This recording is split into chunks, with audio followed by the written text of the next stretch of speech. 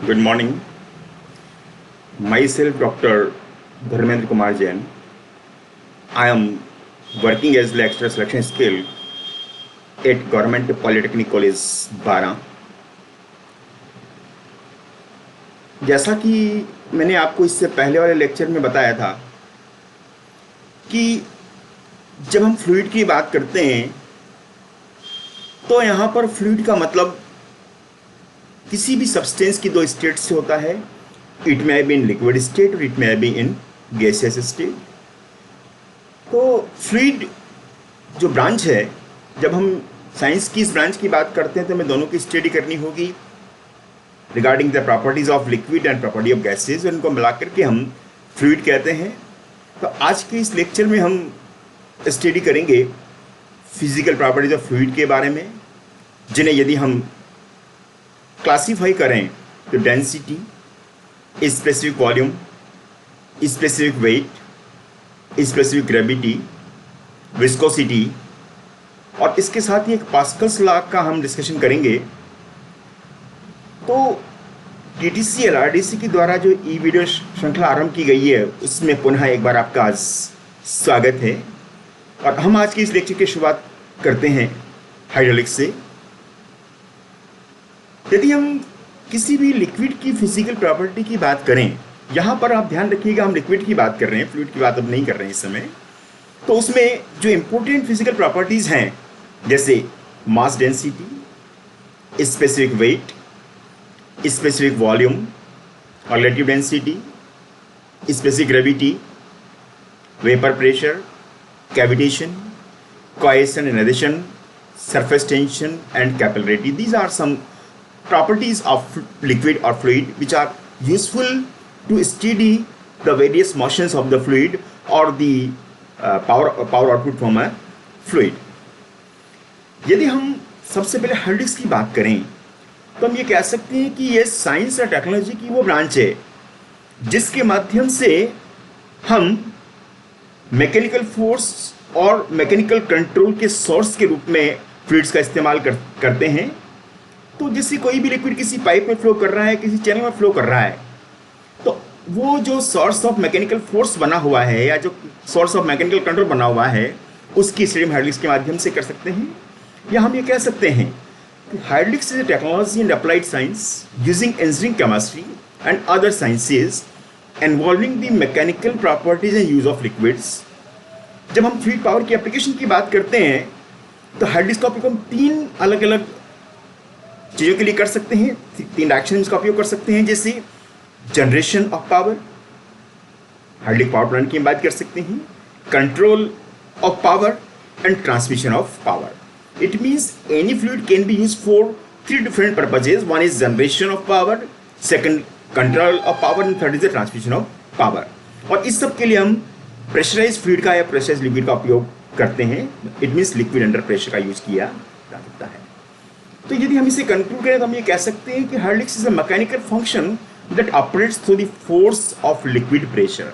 It means we use the force of liquid pressure for different activities like generation of power, control of power and transmission of power. जितने भी hydraulic based system हैं इनमें mechanical movement को produce करने के लिए हम pump liquid का उपयोग करते हैं जो सिलेंडर और पिस्टन के माध्यम से पंप किया जाता है।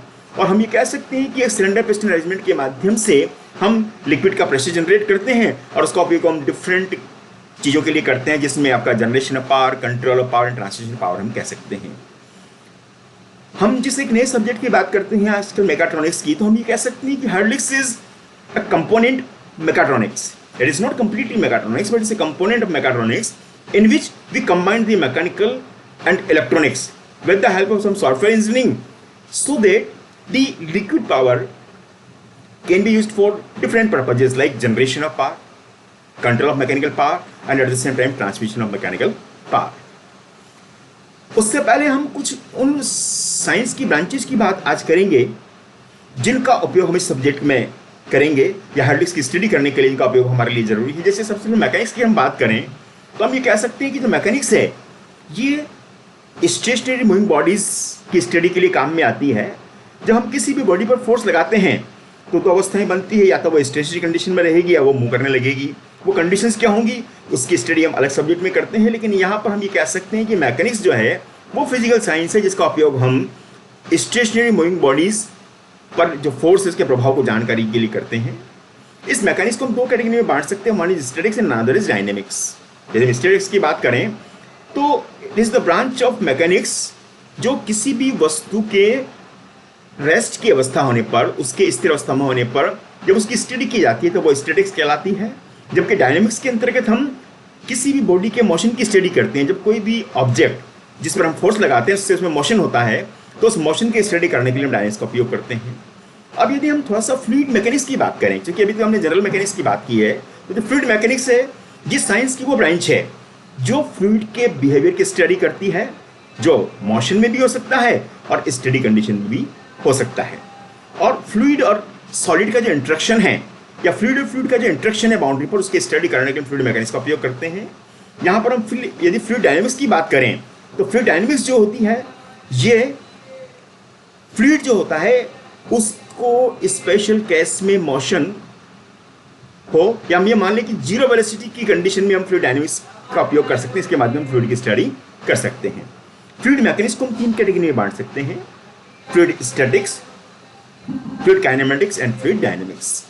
फ्लूइड स्टैटिक्स की हम बात करें तो जब कोई भी फ्लूइड या तो एब्सोल्युटली रेस्ट में होता है या किसी दूसरे फ्लूइड के रिलेशन में रेस्ट में होता है, मतलब हम कह सकते हैं कि रिलेटिव और एब्सोल्यूट रेस्ट कंडीशन में जब किसी भी फ्लूइड की स्टडी करते हैं तो उसे हम फ्लूइड स्टैटिक्स कहते हैं। इसकी दूसरी ब्रांच फ्लूइड काइनेमेटिक्स कहलाती है जिसमें हम फ्लूइड के ट्रांसलेशन, रोटेशन और डिफॉर्मेशन की बात करते हैं। लेकिन हम फ्लूइड काइनेमेटिक्स में जो सोर्स है जिसके माध्यम से ये डिफॉर्मेशन, ट्रांसलेशन या रोटेशन उसकी बात नहीं करते हैं, या हम यूँ कहें कि हम कॉज ऑफ मोशन की बात नहीं करते। कॉज ऑफ मोशन का मतलब वो फोर्स और एनर्जी जिसके कारण से मोशन हो रहा है उसकी बात नहीं करते, लेकिन हम केवल रोटेशन, डिफॉर्मेशन और ट्रांसलेशन की स्टडी करते हैं, उसे हम फ्लूइड काइनेमेटिक्स कहते हैं। अब यदि हम फ्लूइड डायनेमिक्स की बात करें तो फ्लूइड डायनेमिक्स के केस में हम केवल उन कॉज ऑफ एक्शन की बात करते हैं। यूँ कह सकते हैं कि it deals with the relationship between the velocity and the forces which are exerted by और अपॉन द मूविंग फ्लूइड। जब हम किसी भी मूविंग फ्लूइड के ऊपर कोई फोर्स लगाते हैं तो हम फोर्सेस की स्टडी करते हैं जिसके कारण से वो मोशन या वेलोसिटी प्रोड्यूस हो रही है। तो इस प्रकार से फ्लूइड मैकेनिक्स की हम तीन ब्रांचेस की स्टडी करते हैं, fluid statics, fluid kinematics and fluid dynamics. यदि हम मैटर की बात करें, हम जानते हैं कि कोई भी सब्सटेंस तीन अलग अलग फेजेस में अवेलेबल हो सकता है, उसकी तीन अवस्थाएं हो सकती हैं, सॉलिड, लिक्विड और गैस। और इन अवस्थाओं को हम तीन चीज़ों के बिहाफ पर डिफाइन करेंगे, one is the rigidness, another is the shape and another is the volume. तो रिजिडनेस, शेप और वॉल्यूम के बिहाफ पर हम मैटर को तीन कैटेगरी में बांट सकते हैं। सबसे पहले हम सॉलिड की बात करते हैं। सॉलिड रिजिड होता है, ये इसकी पहली प्रॉपर्टी है। Means if a matter is rigid, having fixed shape and having fixed volume also, it is known as solid. यदि हम लिक्विड की बात करें तो लिक्विड और सॉलिड का डिफरेंस हमें इन तीन बिंदुओं से समझ में आ जाता है कि liquid will be not rigid, it will not have fixed shape but it will have fixed volume. तो ऐसा कोई भी सब्सटेंस जो रिजिड नहीं हो, जिसका शेप फिक्स नहीं हो, लेकिन जिसका वॉल्यूम फिक्स हो, उसे हम लिक्विड कहते हैं। और तीसरे जो फेज उसकी हम बात करें तो ये गैसियस फेज होती है। गैसियस फेज की जो बेसिक प्रॉपर्टी है, the gas will not be rigid, it will not have fixed shape and it will not have fixed volume. तो ऐसा कोई भी सब्सटेंस है, मैटर जो रिजिड नहीं होता है, जिसका शेप भी फिक्स नहीं होता है, इसका वॉल्यूम फिक्स नहीं होता, उसे हम गैस कहते हैं। अब जनरल स्टेटमेंट में अब अगर फ्लूइड की बात करें तो हम ये कह सकते हैं कि ऐसा कोई भी सब्सटेंस जो शियर फोर्स के प्रभाव के कारण कंटिन्यूसली डिफॉर्म होता हो, उससे हम फ्लूइड कहते हैं। फ्लूइड या कोई लिक्विड भी हो सकता है, कोई गैस भी हो सकता है, और ये हमेशा अपनी शेप में चेंज का विरोध करता है और इस पर फोर्स लगाने पर ये फ्लो हो सकता है, लेकिन ये सारा इसमें जो रोल होता है वो शेयर स्ट्रेस का होता है। लिक्विड और गैस को यदि हम सेपरेट करना चाहें तो हम उनको इस तरह से अलग कर सकते हैं कि जो गैस होती है वो किसी भी स्थान जहां पर उसको रखा जाता है पूरी तरह इसको भर देती है, जबकि लिक्विड के केस में वहां फ्री स्पेस अवेलेबल होता है।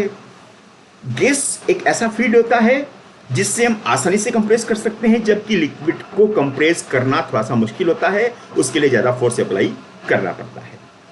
यदि कोई भी फ्लूइड रेस्ट की कंडीशन में है और वहाँ पर किसी भी प्रकार का shear फोर्स एक्ट नहीं कर रहा है, तो ऐसी अवस्था में हम ये कह सकते हैं कि जितने भी फोर्स फ्लूइड पर काम कर रहे हैं, they all will be perpendicular to the planes in which they act. ये बड़ा इंपॉर्टेंट कंडीशन है किसी भी फ्लूइड के रेस्ट में होने की अवस्था में, कि यदि कोई भी फ्लूइड रेस्ट कंडीशन में, it means there is no any shearing force acting, and it means all the other forces acting on the fluid will be perpendicular to the planes in which they act. It means जितने भी forces होंगे वो उस plane के perpendicular होंगे जिसमें वो act कर रहे हैं। जब फ्लूइड मोशन की कंडीशन में आएगा तो यहाँ पर जो एडिसेंस लेयर है उनके बीच में वेलोसिटी का डिफरेंस होगा, और इस वेलोसिटी के डिफरेंस के कारण ही यहाँ पर shear फोर्स जनरेट होगा। तो हम ये कह सकते हैं कि जब कोई भी फ्लूइड मूव करता है, उसमें कोई मोमेंट होता है, तो उस केस में shear force important role play करता है। अब हम फ्लूइड की फिजिकल प्रॉपर्टीज की बात करें तो सबसे पहली प्रॉपर्टी है फ्लूइड की स्पेसिफिक डेंसिटी। इसे हम स्पेसिफिक मास या मास डेंसिटी भी कहते हैं, और इसको हम सिंपली डिफाइन कर सकते हैं कि it is the mass of substance पर यूनिट वॉल्यूम, और पर मास ऑफ द फ्लूइड पर यूनिट वॉल्यूम। इसकी यदि हम बेसिक कैरेक्टरिस्टिक की बात करें तो जैसे जैसे हम टेम्परेचर बढ़ाते हैं तो फ्लूइड का वॉल्यूम बढ़ता है, और जो मास डेंसिटी है वो डिक्रीज होती है, बिकॉज मास डेंसिटी और specific density mass upon volume. तो when for the fix mass the volume will increase, definitely the value of specific density will decrease. So we can say with increase in temperature the specific density will decrease. Water के केस में हम बात करें तो water की जो specific density है ये 1000 kg पर मीटर क्यूब होती है, लेकिन यदि हम मरकरी की बात करें which is the heaviest non liquid in the universe, तो इसकी जो स्पेसिफिक डेंसिटी है that is 13546 kg per metre cube. Air की अगर हम मास डेंसिटी की बात करें तो it will B 1.23 kg per metre cube, और पैराफिन जिसे हम मोम भी कहते हैं उसकी density 800 kg per metre cube होती है। तो इस तरह से हम कह सकते हैं कि डिफरेंट सब्सटेंसेज, डिफरेंट फ्लूइड्स की स्पेसिफिक डेंसिटी और मास डेंसिटी अलग अलग होती है, और उसके बिहाफ पर उनको आइडेंटिफाई भी किया जा सकता है। दूसरी इंपॉर्टेंट प्रॉपर्टी की हम बात करें तो it is the specific volume, और हम ये कह सकते हैं कि it is the volume per unit mass of the fluid that will be metre cube पर केजी। तो यहाँ यदि हम इसकी यूनिट देखें तो स्पेसिफिक वॉल्यूम की जो यूनिट है it is just reverse of the unit of specific density, जहाँ पर स्पेसिफिक डेंसिटी या विशिष्ट घनत्व की जो यूनिट है वो किलोग्राम पर मीटर क्यूब है, जबकि विशिष्ट आयतन की जो यूनिट है ये वॉल्यूम पर यूनिट मास है मीटर क्यूब पर केजी है। फिजिकल प्रॉपर्टी जो लिक्विड की जो हम बात करते हैं तो इसमें एक मास डेंसिटी आता है, इसकी बात हम कर चुके थे, लेकिन यहाँ पर ये इंपॉर्टेंट है कि वाटर की जो मास डेंसिटी है वो स्टैंडर्ड वैल्यू जिसे हम लेते हैं 4 डिग्री सेल्सियस टेम्परेचर पर it will be 1000 kg per metre cube, और it will be 1 gram per centimetre cube. In MKS unit it will be 1000 kg per metre cube, while in CGS unit it will be 1 gram per centimetre cube. यदि हम specific weight की बात करें जिसे unit weight भी कहते हैं तो it is just weight per unit volume of a material, और इसकी यूनिट होगी वो, इसके हम अगर डिफाइन करें तो किलोन्यूटन पर मीटर क्यूब होगी। तो इस तरह से इसे हम ग्रीक लेटर गामा से डिनोट करते हैं, और वाटर का जो स्पेसिफिक वेट है 4 डिग्री सेल्सियस पर इट इज 9.807 किलोन्यूटन पर मीटर क्यूब, और यदि हम इसे वेट डेंसिटी के रूप में लिखे तो it will be equal to rho into G, where rho is the mass density while G is the gravitational acceleration. यदि हम स्पेसिफिक वेट की बात करें तो स्पेसिफिक वेट और weight density of the fluid is the weight per unit volume, it is weight per unit volume, and this will increase with the temperature, क्योंकि जब temperature बढ़ेगा तो वॉल्यूम कम होगा, और वॉल्यूम के कम होने के कारण वॉल्यूम बढ़ेगा। whenever the temperature will increase, the volume will increase, and due to increase in volume the specific weight will decrease. So we can say as soon as the temperature of any substance will increase, the specific weight will decrease. But if we consider another variable, that is the pressure, so if the pressure will increase, then the volume will decrease. So in case of increase in pressure, the volume will decrease and the specific weight will increase. तो यहाँ पर हमने thermodynamics के दो variable की बात की, one is pressure and other is temperature. तो टेम्परेचर के बढ़ने पर वॉल्यूम बढ़ेगा और वॉल्यूम के बढ़ने पर स्पेसिफिक वेट कम होगा, जबकि प्रेशर के बढ़ने पर वॉल्यूम कम होगा और वॉल्यूम के कम होने पर स्पेसिफिक वेट बढ़ेगा. So we can write simply specific weight will be equal to the ratio of specific density to the acceleration due to gravity. It will be multiplication of specific density and acceleration due to gravity, or we can say the specific density will be ratio of specific weight divided by acceleration due to gravity. यदि हम specific gravity की बात करें, it is simply the ratio of density of fluid to the density of a standard fluid. Standard fluid का मतलब ऐसा fluid जो non हो, जिसकी डेंसिटी हमें पता हो, तो हम सिंपली लिख सकते हैं कि specific gravity will be equal to density of unknown fluid divided by density of standard fluid that will B water. और इस वजह से ग्रेविटी को हम एस से नोट करते हैं.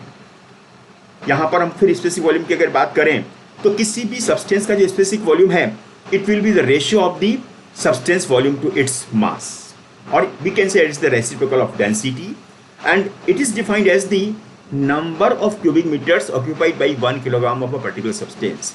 किसी भी सब्सटेंस के 1 किलोग्राम मास के द्वारा कितने क्यूबिक मीटर वॉल्यूम को ऑक्यूपाई किया जाता है, वो उसकी स्पेसिफिक वॉल्यूम कहलाता है. इसकी यूनिट मीटर क्यूब पर केजी होगी. स्पेसिफिक ग्रेविटी की हम बात कर चुके हैं कि it will be the ratio of the density और specific weight of the fluid to the density और specific weight of the water, and at 4 degree Celsius temperature it will be 1000 KG पर मीटर क्यूब. अब यदि हम यहाँ पर density of the water will be 1000 kg per meter cube, और we can say the SVGR will be 1. यहाँ पर हम ये कहें कि जो मरकरी और वाटर के बीच में क्या रिलेशन हो सकता है, या मरकरी की स्पेसिफिक ग्रेविटी क्या होगी, तो हम सिंपली कह सकते हैं कि मरकरी की स्पेसिफिक ग्रेविटी 13.6 होगी, जबकि वाटर की स्पेसिफिक ग्रेविटी 1 होगी, क्योंकि वाटर का जो स्पेसिफिक वेट है जिसे हम कहते हैं 1000 kg पर मीटर क्यूब, जबकि यहाँ पर जो मरकरी है ये वाटर से 13.6 टाइम्स ज़्यादा भारी होता है, और इस कारण से ही मरकरी का स्पेसिफिक ग्रेविटी 13.6 होता है.